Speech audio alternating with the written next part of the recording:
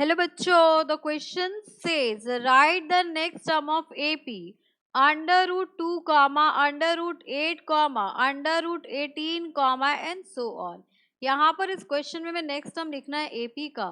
तो इस क्वेश्चन को सॉल्व करने के लिए हम यहाँ पर की कंसेप्ट यूज करेंगे, that is second term of AP A2 will be equals to first term of AP plus D.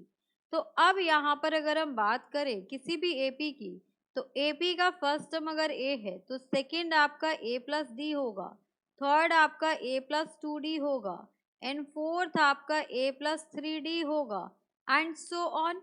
अब यहाँ पर गिवन टर्म है आपके पास under root 2 comma under root 8 comma under root 18 comma, हमें नेक्स्ट फाइंड आउट करना है कि यहाँ पर क्या आएगा। अब देखिए, हमें पता है कि हमें कौन सा टर्म चाहिए, सो हमें a प्लस 3d चाहिए, उसके लिए हमें d फाइंड आउट करना होगा। So we know that d is equals to a2 minus of a1। अब यहाँ पर आपके पास a1 a2 क्या है, तो ये आपका a1 है, ये आपका a2 है, ये a3 है और ये a4 है। तो यहाँ से d will be equals to under root 8 minus under root 2। Under root 8 को हम लिख सकते हैं 4 इंटू 2 माइनस अंडर रूट 2। यहाँ से अगर 4 को बाहर लेंगे तो 2 आ जाएगा। सो 2 रूट 2 माइनस रूट 2, यहाँ से कॉमन डिफरेंस आ गया आपके पास रूट 2। अब हमें वैल्यू किसकी चाहिए, a प्लस 3d की। So a4 will be equals to, हम यहाँ से कह सकते हैं the next term which is a4 will be equals to a plus 3d।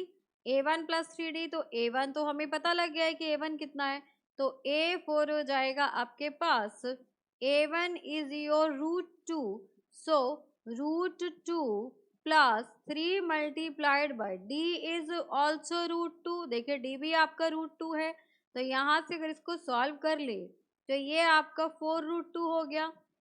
अगर 4 को हम रूट 2 के अंदर ले जाए तो दिस विल बी 4 का स्क्वायर, वो आपका 16 हो जाएगा। तो नेक्स्ट सम जो होगा वो होगा आपके पास 32।